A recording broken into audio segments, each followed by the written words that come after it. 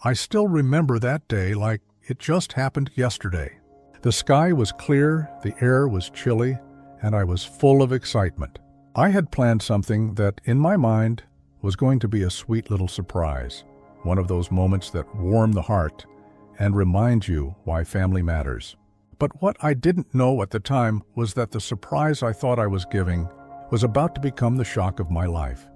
You see, I was planning to surprise my son-in-law.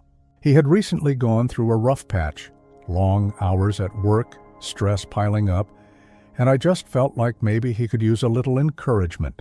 My daughter had told me a few days earlier that he'd been distant, kind of weighed down with pressure. So, as the father, as the man who always tries to keep his family steady, I thought, why not pay him a visit? Why not show up unannounced and remind him he's not alone? That was the idea. That was the plan. And if that was all that had happened, if things had gone the way I pictured them in my head, then maybe today I'd be telling you a completely different story. But life doesn't work like that, does it?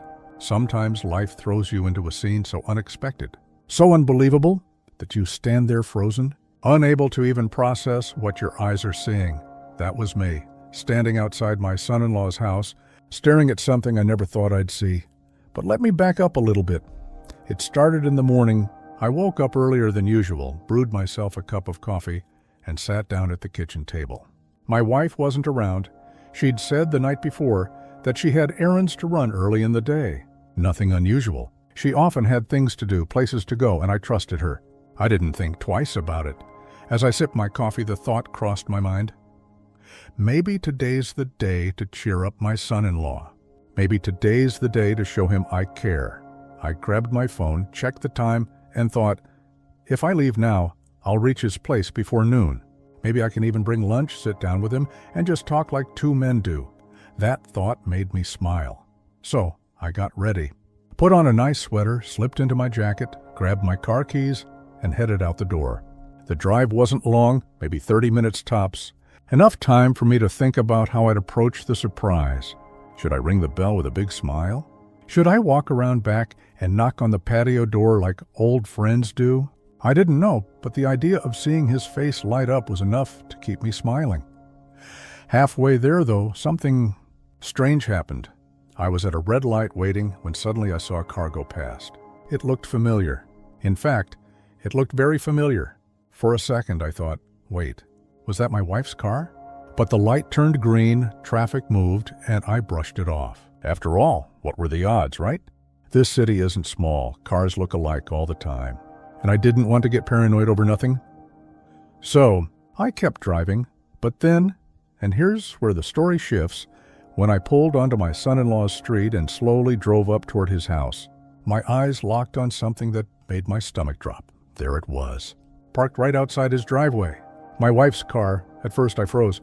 My brain tried to make excuses faster than I could even think. Maybe she's here to drop something off. Maybe she came to see our daughter. Maybe she was just passing by and stopped for a quick visit. But the longer I sat there, the harder it was to convince myself. Because I knew my wife's habits. I knew her schedule. I knew where she usually went in the mornings, and this wasn't it. I parked a little farther down the street, heart pounding in my chest, palms starting to sweat. I didn't want to believe it. I didn't want to think what I was thinking. But the truth was screaming in my face. Why was my wife's car here at my son-in-law's house when she never mentioned coming? I sat there in my car for a good 5 minutes, just staring. Have you ever had one of those moments where time slows down and all the noise of the world fades away? That was me. Just me, my racing thoughts, and the sound of my heartbeat echoing in my ears. Do I go knock on the door? Do I call her? Do I just drive away and pretend I never saw this? Every option felt wrong, and then something inside me, maybe instinct, maybe desperation, pushed me to get out of the car. I told myself I need answers. I can't just sit here and let my mind run wild. So I opened the door, stepped onto the pavement, and started walking slowly toward the house. Each step felt heavy. My legs were moving, but my body felt like it was carrying 100 pounds of fear and confusion. When I reached the driveway, I glanced at her car again just to confirm. Yep, same scratches near the handle. Same little air freshener hanging from the mirror. No doubt about it. It was hers. I swallowed hard, my mouth dry as sand, and walked up the steps to the porch. I hesitated at the door, staring at the knob, debating whether to knock or just open it. After all, this was my son-in-law's house. Family. Did I really need an invitation? But then I heard it. Voices, muffled but definitely voices. One of them was hers. My heart skipped a beat. I leaned closer to the door, straining to make out the words. I couldn't catch everything, but the tone. Oh, the tone. It wasn't casual. It wasn't just a friendly chat. It was softer, almost secretive. My stomach twisted. I stepped back, unsure of what to do. My thoughts were racing. Should I burst in? Should I call out? Should I pretend I was just dropping by? But then another sound hit my ears, laughter, not just hers, but his too. My son-in-law, that was it. That was the moment my knees nearly buckled. Because you have to understand, this wasn't just about her being there. This wasn't just about timing. This was about how she was there. The kind of laugh I heard. It wasn't the kind of laugh you share with your daughter's husband. It wasn't innocent. It wasn't harmless. It carried something else. Something that made my skin crawl. I backed away from the door, my breathing shallow, my head spinning, and right then, a million questions exploded in my head. Was this just a coincidence? Had something been going on behind my back? How long? Why him? Why here? I didn't have the answers. But deep down, a terrible, gut-wrenching suspicion started to root itself inside me. And let me tell you, once suspicion enters your heart, it eats at you. It grows, it festers, and it demands the truth, no matter how painful that truth might be. I staggered back toward my car, fumbling for my phone. My hands were shaking as I pulled it out of my pocket. Should I call her? Should I call my daughter? No, not yet. I couldn't. Instead, I opened the camera, pointed it at the driveway, and snapped a photo of her car. My hands trembled, but I managed to capture it. Proof. Something tangible. And then I sat back in the car, staring at that photo, my chest tightening. What do I do now? Do I confront them right here, right now? Do I walk in and demand answers? Or do I wait, gather more, and make sure before I destroy my family with accusations? I sat there for what felt like an eternity, debating, wrestling with my own thoughts, and then, just as I was about to start the engine and drive off, the front door opened. I ducked down in my seat instinctively, my heart slamming against my ribs. Through the crack of my window, I saw them, her, my wife, standing there in the doorway, and him, my son-in-law, right beside her. They weren't touching, but the closeness, the way they looked at each other. I knew something was terribly, horribly wrong. My breath caught in my throat as I watched them. My wife standing there in the doorway, her hair catching the sunlight like it always did. But this time, it didn't feel like beauty. It felt like betrayal, and beside her, my son-in-law, the man who was supposed to respect my daughter, to love her, to honor the family. There he was, sharing a moment with my wife, my partner of more than 2 decades. I felt sick. I wanted to storm up there, shout, demand an explanation, but instead I froze in my car like a coward. My hands gripped the steering wheel so tightly, my knuckles turned white. My chest rose and fell in quick, shallow breaths, as if the air itself was refusing to enter my lungs. From where I sat, I couldn't hear what they were saying, but I didn't need to. Their faces told me enough. They looked too comfortable, too familiar.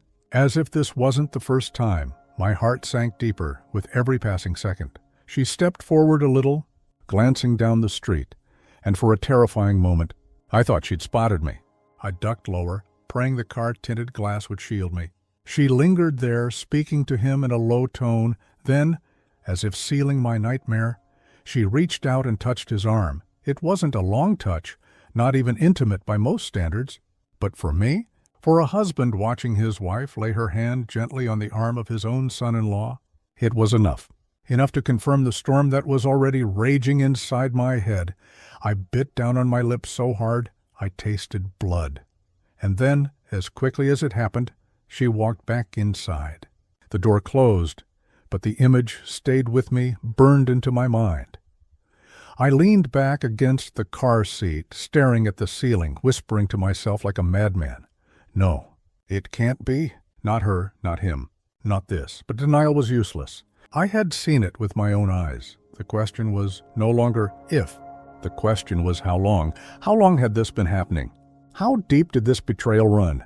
And worse, what was I supposed to do now? I sat there for hours, literally hours. The sun shifted, shadows grew longer, and I remained in that car like a prisoner. Trapped between rage and heartbreak, at one point, I even started the engine, intending to drive off. But my hand shook so violently that I shut it off again. I couldn't go home. Not like this. I couldn't face my daughter not knowing what I knew, or at least what I thought I knew, because another voice inside me kept whispering, "What if you're wrong? What if you're misreading everything? What if you're about to destroy lives over a misunderstanding?" But then that other, harsher voice fired back, "And what if you're right? What if she's been betraying you under your own nose? What if he's not just betraying your daughter, but humiliating you as well?" I was tearing myself apart. Eventually, as evening crept in, I saw movement again. The door opened. This time, it was only him, my son-in-law. He stepped out casually, phone in hand, scrolling, laughing at something on the screen. Not a trace of guilt on his face, not a single sign of shame. I sank lower in my seat, watching him walk down the driveway toward his car, and then my stomach twisted again. Because there, in the reflection of his car window, I saw movement inside the house. A shadow near the curtain. My wife. Watching him leave, she didn't step outside this time. She didn't say a word.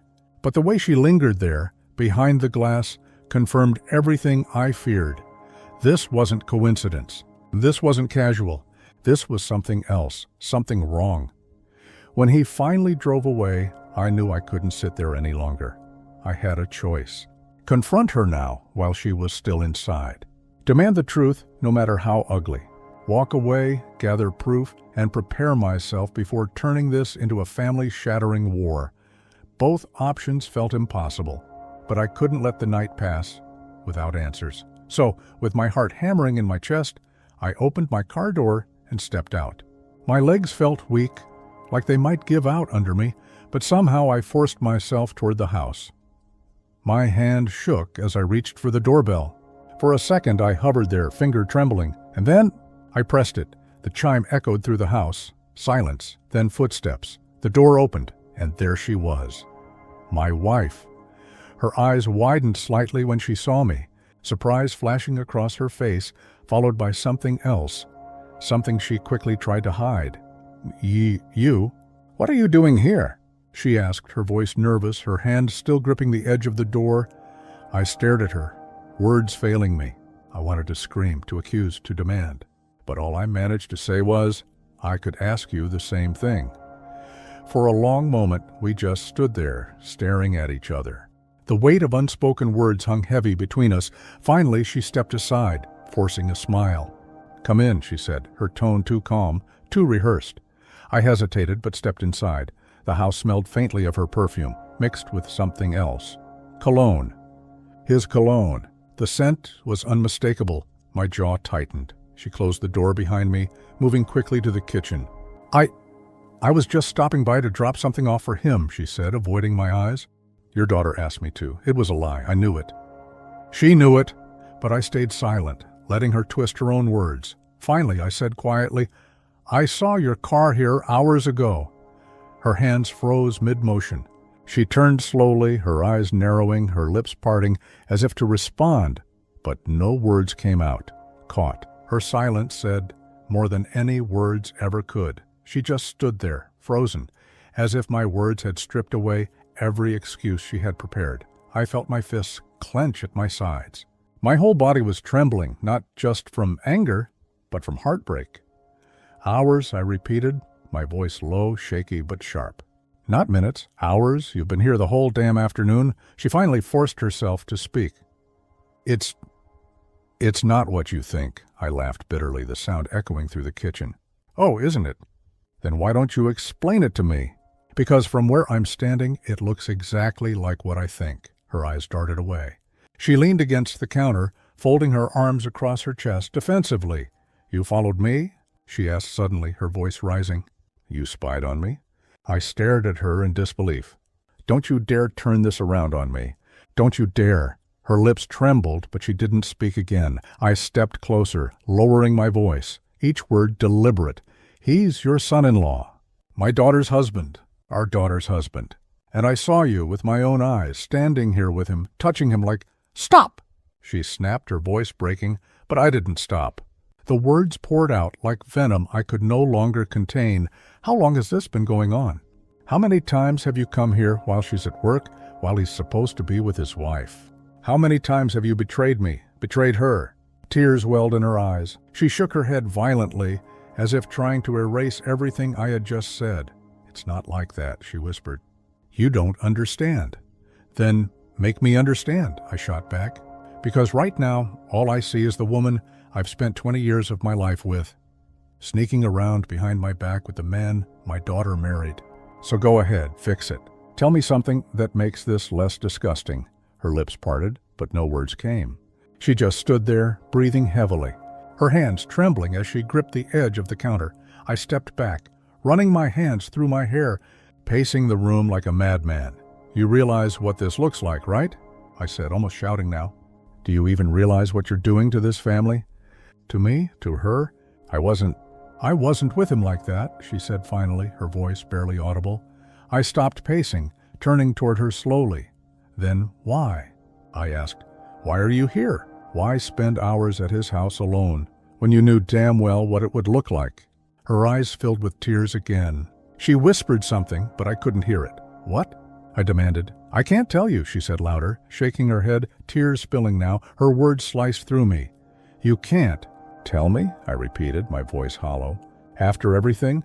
After raising a family together, after building a life, after calling each other husband and wife for 2 decades, you can't tell me?" Her shoulders shook as she covered her face with her hands. Something inside me broke. I slammed my fist down on the counter, the sound ringing through the room. She jumped, startled. "Enough!" I roared. "If you don't tell me the truth right now, I swear to God, I'll walk out that door and never come back." She dropped her hands, her tear-streaked face turning toward me. "You don't want to know the truth," she whispered. For a moment, the room felt like it stopped breathing. I stared at her, my pulse pounding in my ears. "What does that mean?" Her lips trembled again. She closed her eyes, inhaling sharply, and then she said it. "He needed me." The words hit me like a brick to the chest. "What?" "He needed me," she repeated, her voice steadier now, though her face was still wet with tears. "Your son-in-law. He's been struggling with things he couldn't tell anyone, not even your daughter. He confided in me because he didn't know who else to turn to."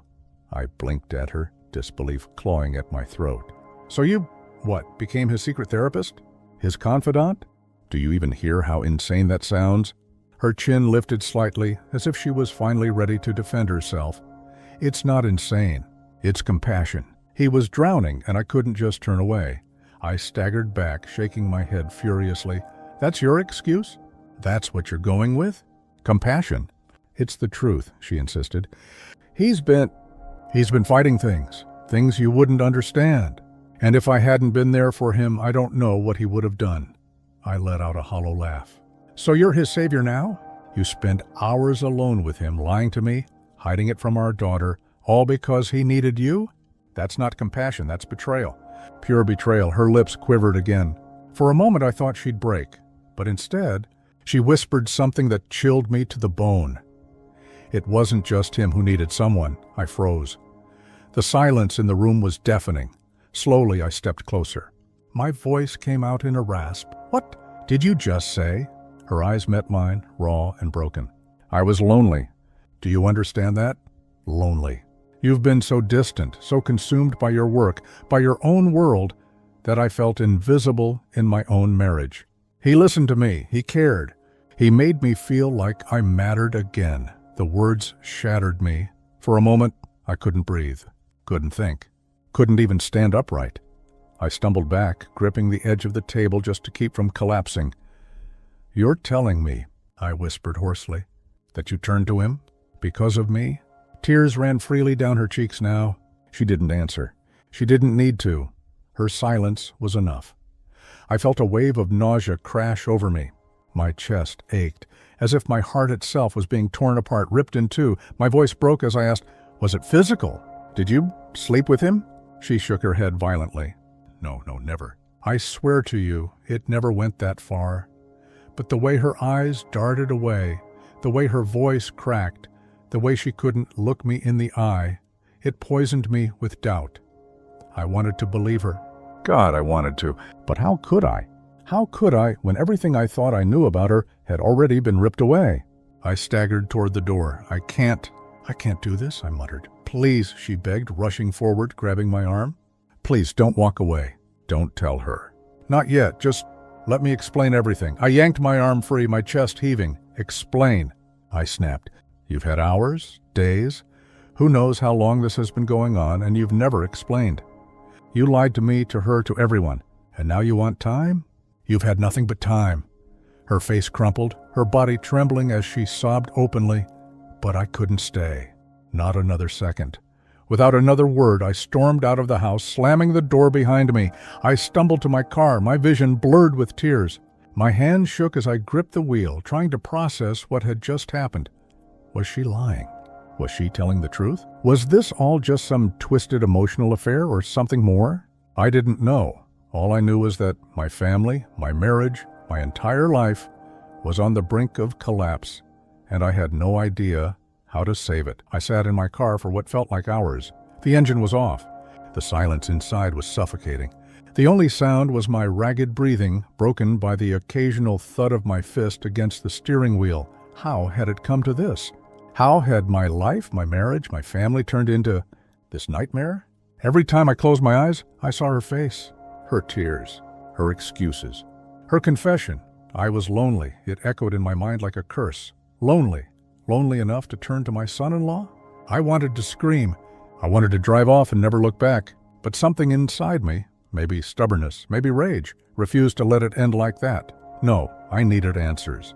I needed the truth, and I wasn't going to get it from her. Not anymore. If there was anyone who could give me clarity, it was him. My son-in-law. I didn't even realize when I had started the engine.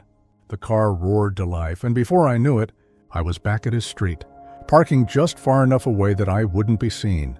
The house stood there, quiet and innocent, as though it wasn't the center of the storm tearing my life apart.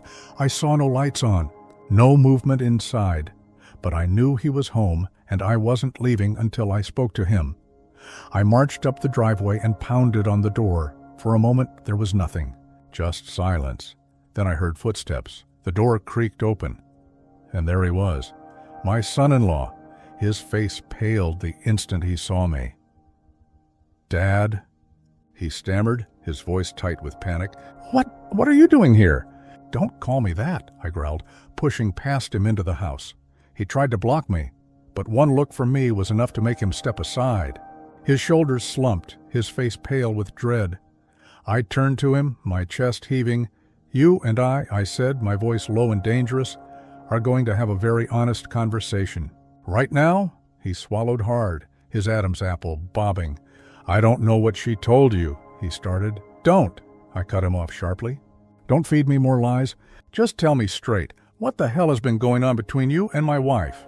His eyes widened. His mouth opened, then closed again. He looked like a man caught in a trap, scrambling for an escape. "It's not what you think," he said finally, his voice shaking. I laughed bitterly. "Funny, that's exactly what she said." I stepped closer, towering over him. "You look me in the eye," I demanded, my voice trembling with rage. "You tell me right now, are you sleeping with my wife?" His face twisted in horror. "What, no? God, no, I would never." "Then what?" I snapped. "What is it? Why are you two sneaking around behind our backs? Why is she lying to me?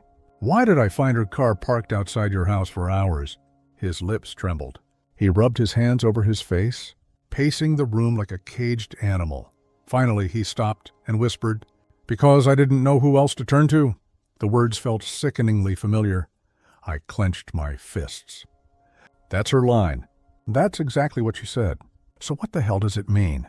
He looked at me with broken eyes, tears glistening. "It means..." He swallowed hard. "I've been gambling for months, maybe longer. I've lost thousands, more than I can ever pay back. Your daughter doesn't know. I couldn't tell her. She'd leave me." "She should leave me." "But your wife..." "She found out." My stomach dropped. "Gambling?" He nodded miserably. "She confronted me. She caught me in the act one night, sneaking out to the casino.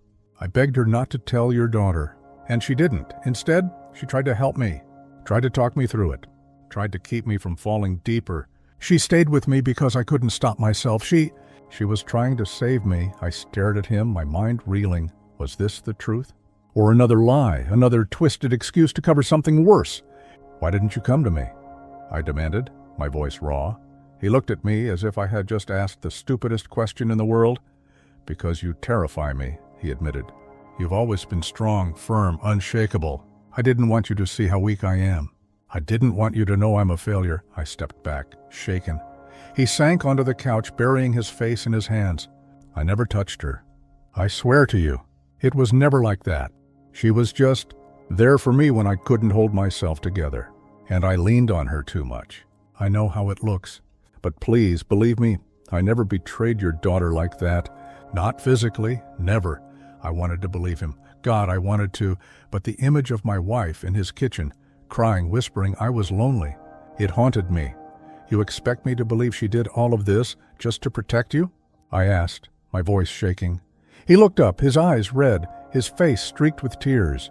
Yes, because she cares too much, and because she knows what it's like to feel alone. The words pierced me again. Alone. Lonely. Was it possible? Could all of this insanity really boil down to that one word? A sick, bitter taste filled my mouth.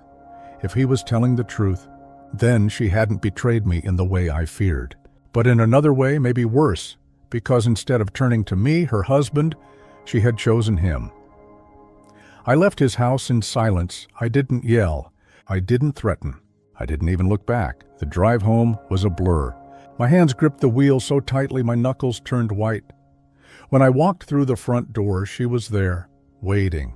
Her eyes red, her face pale, her whole body trembling. Did you, she whispered, see him? Talk to him? I nodded stiffly, and I looked at her for a long moment. The weight of everything pressing down on me. Finally, I spoke. He says you were protecting him, that you were keeping his secret. That's why you were with him. That's why you lied. Her lips trembled. She didn't deny it. Is it true? I asked, my voice breaking. Were you really just helping him? She nodded, tears streaming down her face. A strange silence filled the room. I believed her. At least, part of me did. But another part, the wounded, betrayed, furious part, couldn't let go. You still lied, I said, my voice cold. You lied to me, to our daughter, to yourself. You chose him over me. Do you understand that? She sobbed openly now. I didn't choose him. I chose to save him.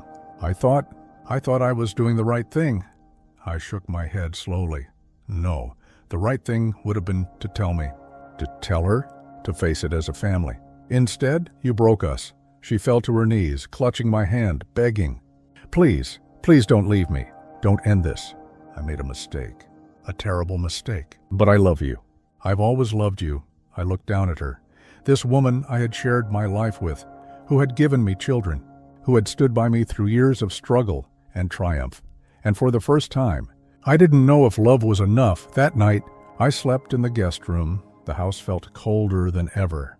I could hear her sobbing through the walls. But I couldn't bring myself to comfort her. Not anymore, because trust, once broken, doesn't come back easily. In the days that followed, I kept her secret. I didn't tell my daughter. I didn't tell anyone. Not because I forgave her, but because I couldn't bear to destroy her world. But every time I looked at my wife, every time I saw her face, I felt the weight of her betrayal pressing down on me. And that's the truth. I don't know what the future holds. Maybe I'll forgive her someday. Maybe I won't. But one thing I know for sure, the moment I saw her car outside my son-in-law's house, something inside me died, and it will never come back.